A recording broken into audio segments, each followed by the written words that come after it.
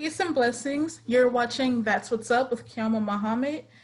That's What's Up is a series to showcase the lives of people with albinism in the albinism community and share their stories so it can empower others to help them in their own lives. And I'm here with my first guest, Brother Shanadu.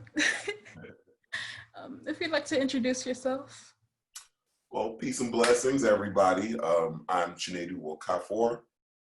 I am a recent graduate with a master's in project management from Morgan State University.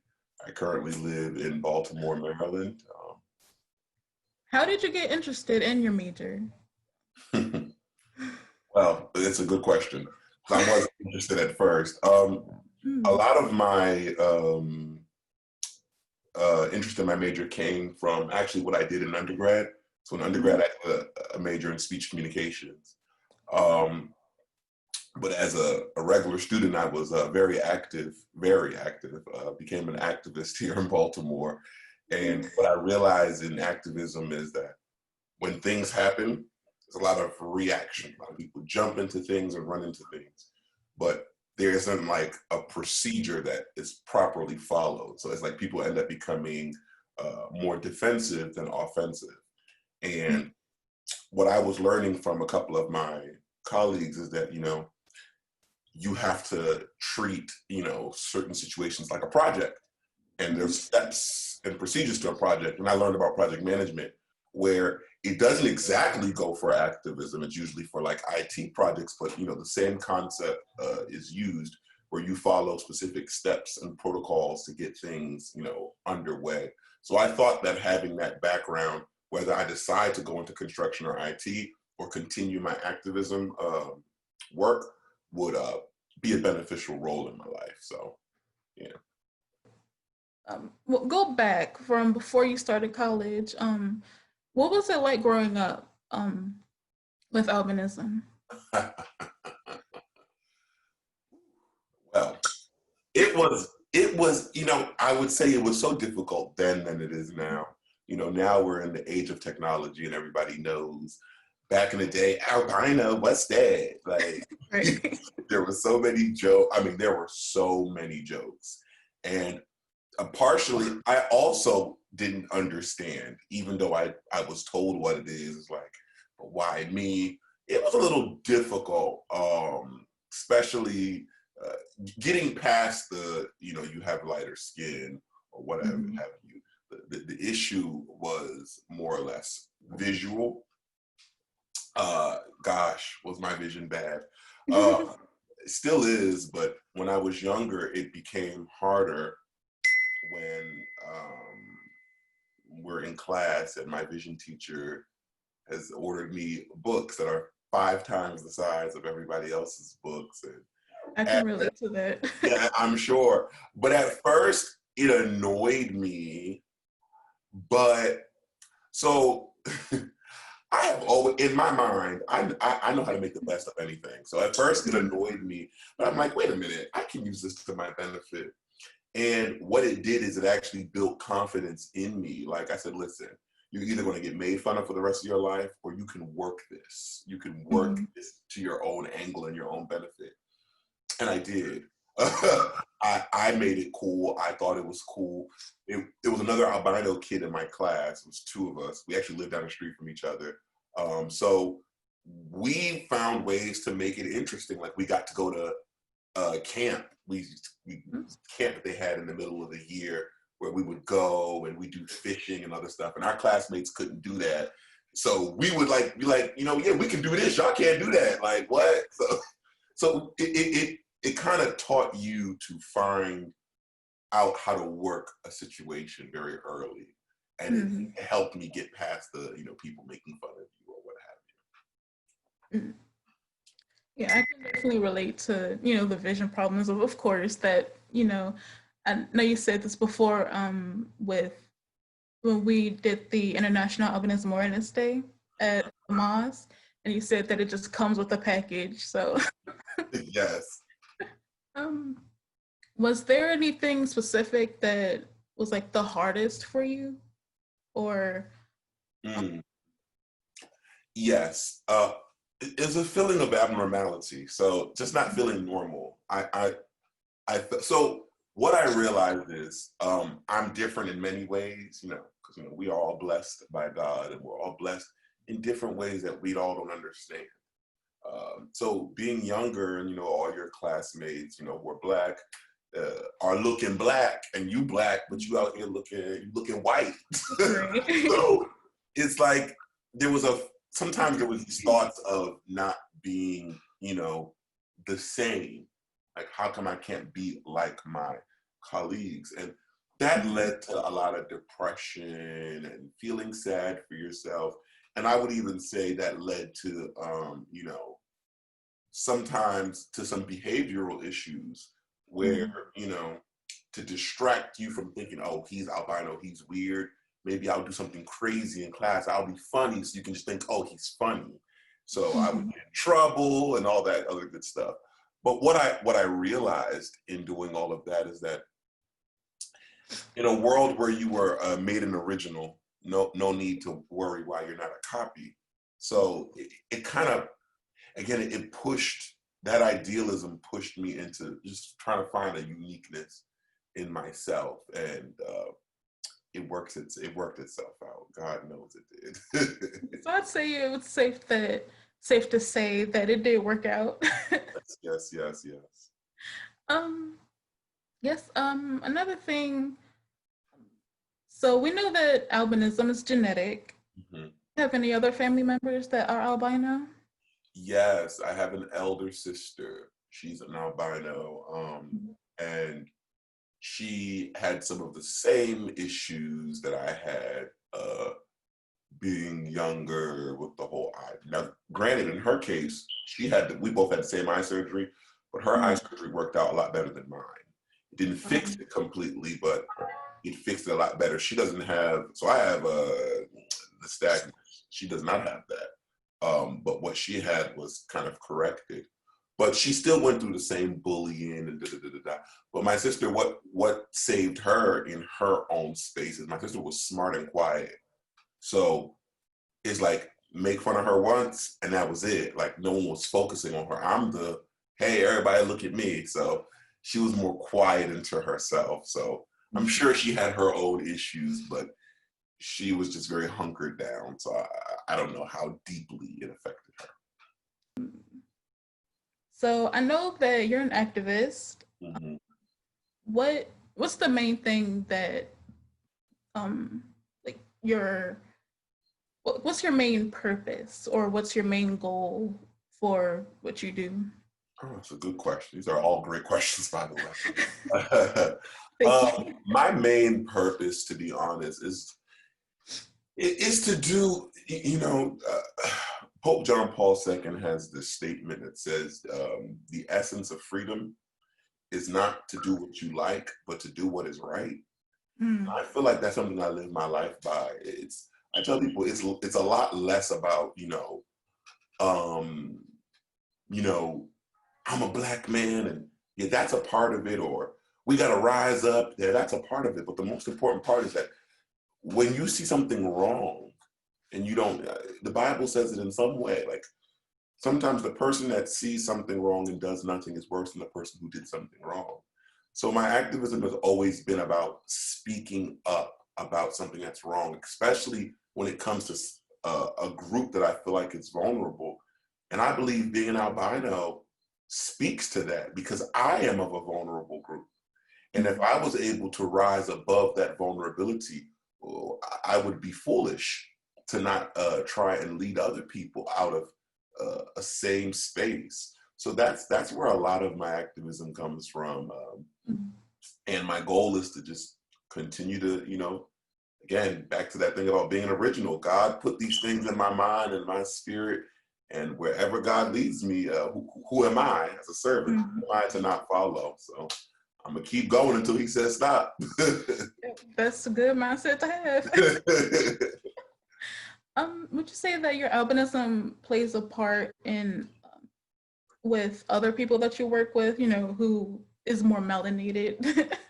Absolutely. And this is where we talk. Let's talk about being advantageous. Um, my albinism makes me stick out. So naturally, I think I was blessed because I have come from a family of orators. So everybody speaks very well in my family. However, if I'm at an event and we're all speaking, because I'm albino, the truth of the matter is if we're at an event and 10 Black people are speaking and I'm the 10th speaker and I'm albino, I will stick out simply because I am the most different looking person.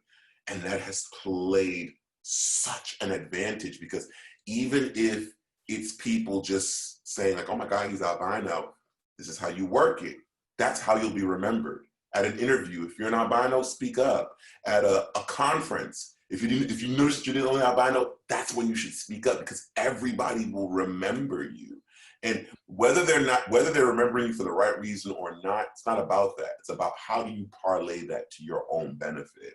So it has always been advantageous for me to be the albino in the room because that uniqueness alone will draw people to me. And then when I open my mouth and then the intelligence comes out, it even adds more greatness to greatness. So, being albino is my superpower. I can definitely relate to that. So you'd say they had a more positive impact with your work? So I think I already asked how you got started, or did I not? No, you didn't ask how I got started. Oh, but okay. I want to put a caveat into that other thing. It wasn't always positive. I remember when I worked, one of the greatest jobs I ever worked at was at McDonald's. I'm going to tell people why. Those jobs humble you. No matter what you become tomorrow, those jobs are very humbling and they teach you a lot of life lessons. Right. So I was the person at the first window that you walk up to, that you give the money to. But I wanted to be able to take orders. There was 2 screens there. One person next to me took orders, and I was the one that took the money. And I remember I was begging my manager, can I take orders? And they were like, no, you can't see. There won't be a way, like you have really bad visions, you'll mess stuff up. Now, I like a challenge. So what I did was, and this is another gift, I have very good memory. Very good memory. I'm good with numbers, I'm good with words, and I'm pretty good with images. So what I did was I ended up memorizing the screen. Don't know how, I just did. And I told her, I said, come here. I told my manager, come here. I told her to tell me an order. Close my eyes, and I was able to do the whole order with my eyes closed. And she was amazed. And I think what helped me learn that was the National Federation for the Blind, it's here in Baltimore. They have a lot of camps that we went to when I was younger. And these are house skills that you learn, but don't even know that you learned them. When we'll go to these camps, it will be visually impaired people with blind people.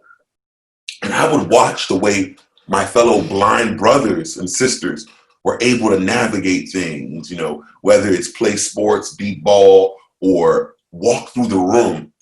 I noticed that memory served as a very good tool for them. So I learned that I have a good sense of memory. So when I was able to do that order, she was able to trust that I had better vision than she thought. And I was able to do that at McDonald's. And that taught me that if anybody doubts, and it happened in other jobs where I do the same thing, like people are going to have your doubts, so you have to come ready. And that really paved the way. Couldn't forget that story. But that was very important to put in. If you didn't get that job at doing that, I don't know how. I know that you do a lot of work with HBCUs, right? Yes. How could you describe like what you do, or how you were interested in doing it? Easy to describe what I don't do. So my father, he started working at an HBCU here in Maryland, Bowie State, about a month before I was born. He's still there. And we were basically born on that campus. He would bring us all the time, and we would go. And again, as children, you don't realize what you are doing. We would go and we would enjoy it. It was such a family-oriented space. Again, just going as a kid, not thinking about it. So fast forward 18 years when I ended up at the illustrious Morgan State University. You know, I came and I was having just being in school away from home because I was supposed to go to Bowie, but you know, I said, can't be around Daddy. I needed to flex. So I came to Morgan. I was having too much fun, you know, having a great time. I wasn't much of a partier, but hanging out with friends, just freedom. And just having a great time, not doing anything in particular. Until one day, there was this event that they had, and it was basically like the senior class or the junior class was doing a great debaters type thing. And it was the freshman class against this class and that class. And, you know, I said, I'll volunteer. And I joined the team. Now, I've always known that I was pretty intelligent, but this was some of the first time that these skills were actually coming out in such a way. And we got on that team, and we spanked everybody, and we won. And then people started to notice me. You should join the SGA. You should do it. I said, I'll come and look. Okay, I don't have time to join anything. So I came and looked at stuff and heard stuff. So I just started to, you know, slowly listen to stuff and just come and volunteer slowly. Then it really got started in 2012 when Trayvon died. Trayvon Martin died. That kind of shook me to the core, because when you're at an HBCU, and that's why it's very important to go, no matter what time of in life that you're at an HBCU, there comes a moment where you realize that the world is a lot bigger than you, but also a lot smaller than you. And it's funny, when I think about this, I relate it to a different world, because you see the same thing. You know, Watch a Different World, they had a special one time about the riots in LA during the Rodney King time. So you're in school for education, but life is going on. So during the Trayvon Martin era, it upset me and my homeboys and my sisters. And we're like, we had to do something. Like, we have to bring an awareness. So we just planned a march, got our president of the university involved, and, you know, people gathered, and I was they chose me to be the main speaker. That's the first time that I spoke, and I took that mic, and God took over. And that was it. From that moment, and then the week following that, that's when I got involved with HBCU work, when I learned about HBCUs being underfunded. And I heard about there was a rally going on. I jumped on that, got very, very involved. And that is what caught the attention of administrators at Tennessee State University that invited me down there later that October, where I happened to run into some guy by the name of the Honorable Minister Louis Farrakhan. So God has a very interesting way of doing things. That's why it's important to live into your destiny. But that's how I got started. That's a very good way to start. So I guess we're now on the topic of, you know, Honorable Minister Louis Farrakhan. It's a nice segue to this section. So you two met at Tennessee. So should I word this? So how would you describe your experience being there? How would I describe my experience? God, I remember that. It was, first of all, it was a lesson in humility. So I didn't know much about Farrakhan at the time. And when I heard about this man, it was always negative stuff, you know, anti-Semitic, blah, blah, blah, blah, blah. Now, I'm a communications person, okay? So I have a little journalism in me. So it's like, okay, this man is anti-Semitic. Like, I would meet with anybody because I have questions. If you're going to be this anti-Semitic person, I got to know what is up with you. Why do you hate these people and why are you so divisive? And I went there with those questions in mind with me and my colleague. But the way God had things work, questions were later. We had to hear him speak briefly. And this was a private, probably 25, 30 people in that room, private event before the main event. And he spoke. And I said, you know what? This is why coming with your preconceived notions can be dangerous. They could be very dangerous. It reminded me, I was born and raised a Catholic. And every year during Easter, we did Stations of the Cross. And basically, it was the story of Jesus from birth to crucifixion. And one of the scenes I was in were people, when Jesus got captured, the people who were gossiping and said, oh, I heard he's a carpenter's son. I knew he would come to know good and da-da-da. What people typically do, human characteristics. So being in the presence of the person that I've heard so much about, never met, never watched one video, never watched anything, just know that he's anti-Semite. Let people tell it. Being in his presence, I didn't feel that. I felt somebody who loved his people so much that he would do anything for his people. That loved mankind, humankind so much. What I really understood is when you meet a man with so much of God in him, this is the truth. When a man carries so much God in him, it is understandable why human beings will think that that person is somebody else, because human beings don't have the mental capacity to understand and verbalize what God is. So when somebody is so touched and anointed by God, there's going to always be a level of denial. So being in his presence, it was earth-shattering, if you will. I remember I was so nervous, but that couldn't stop me. And when I asked him my question, I looked him directly in his eye. And I watched. See, before any religion, I'm a spiritualist. I love the spirit world. And when I promise you, when I looked at him and he looked back at me and he smiled, I could feel our spirits. We are kindred spirits. I knew this man. I knew that spirit, and we had a connection. And the first thing he said to me is, thank God for you. And some people who are good at speaking, like myself, some people who are good at communications, like myself, could say, maybe this is just his way of trying to, swoon me into his, being a member of the Nation of Islam or whatever. But I felt the genuinity. I felt it. And the video doesn't capture it enough. You had to be there. Anybody who was in that room, if you ask them the same question, I promise you they'll give you the same answer.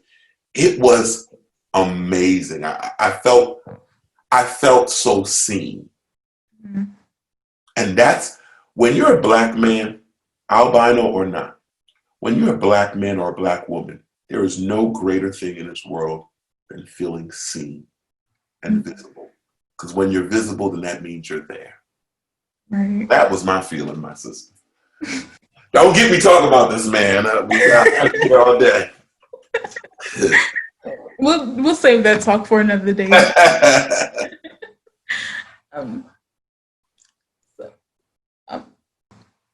International Albinism Awareness Day. When did you first hear about it, or did you already have an idea of what it was, or? Never heard about it, damn. I heard about it from you. Oh. You brought the awareness to me. Oh, that's a new discovery. Yeah, I never knew about it until you brought it to me. And it's funny, since you've brought it to me, I hear about it more often every time it comes up. I'm like, well, look at that. So I'm glad that you brought that information to me. Oh, I'm glad that I was able to bring it to you. Hello. Were there any words that you like to say for any younger or just anybody in the albinism community that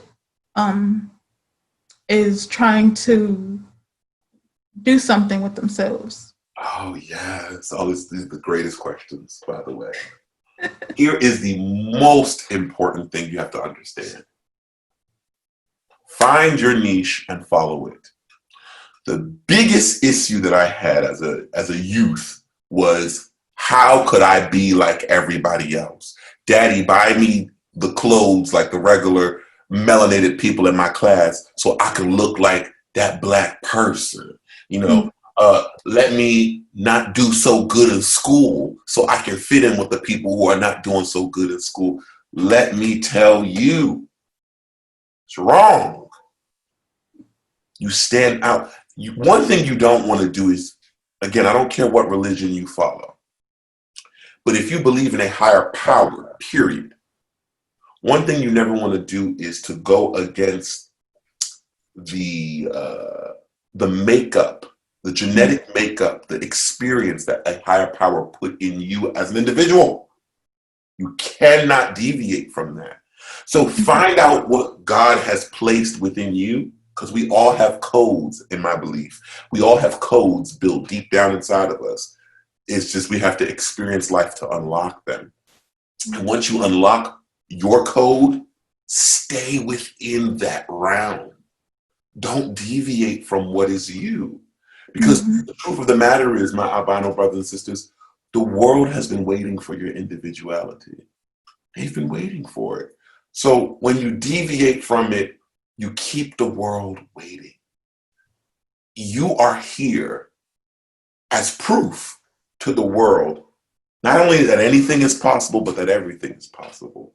So it's time for us to step out of the shadows of feeling like a disabled person or feeling like we're less than. And even if we are, by definition of the state, you know, the state may say you're legally blind, or that should not stop you. No matter what it is that you cannot do, focus on what you can do. And it's hard. I'm 28 years old. And when I go out with my friends, currently I don't drive, right? I always tell people, I said, I don't drive, but I have the most drive out of everybody that I know. I don't let that impede or hamper on my tomorrow. When my friends are going to DC, I'll do what I need to do to get to DC. Because the truth of the matter is, our journeys are always different, but they can always lead to the same destination. No matter how you got there, it doesn't matter. You have to be so confident in self, because that's the only thing to propel you. Because let me tell you, what you don't know, or if you do know, I'm going to remind you. Everybody has a disability. Ours just might be more visible. Everybody has one. They're hiding it one way or another. So what you must do is turn your disability into your super ability.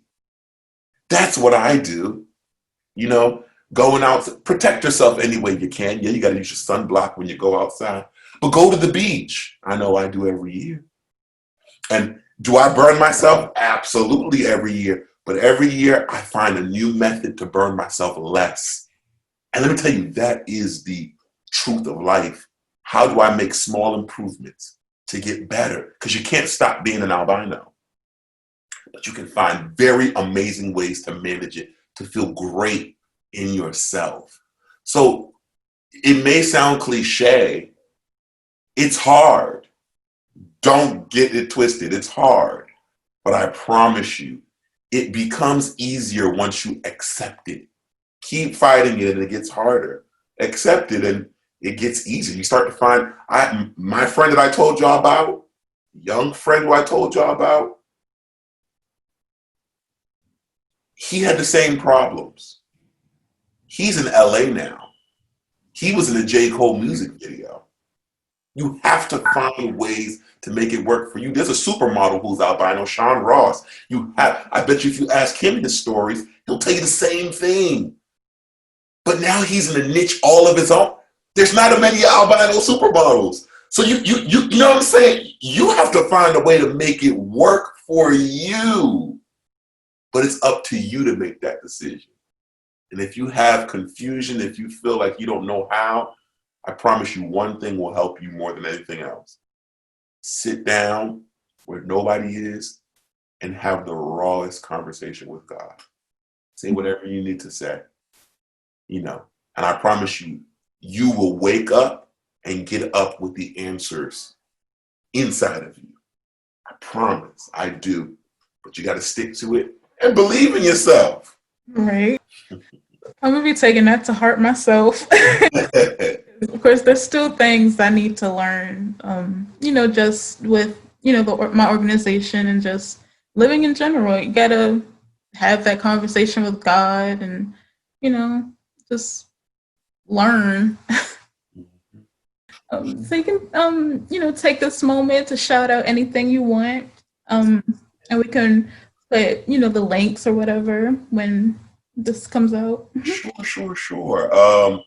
My first shout out, I would like to first of all shout out to the Honorable Minister Louis Farrakhan and all my people at NOI because you all don't understand the grace that you all have brought back into my life.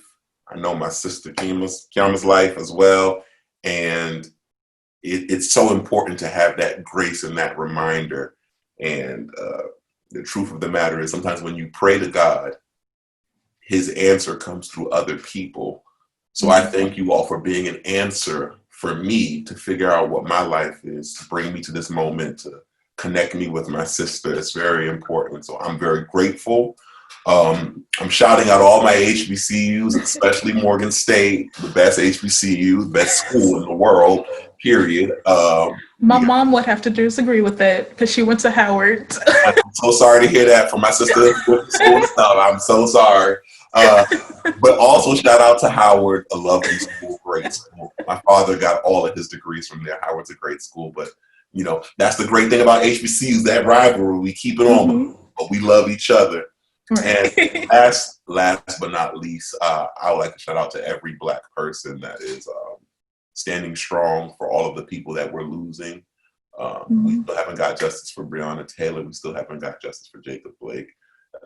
And we still haven't got justice for Trayvon Martin. We still haven't got justice for Rodney King, Emmett Till. We still haven't gotten justice for being brought here unwillingly, those who we lost. So to everybody in the fight, you know, I am giving my heart and my soul to you all and my love, and I am going to fight it with you. I just can't give you my word. I have to go out there and fight with you. And you can follow me you can actually follow me at my website, and it's www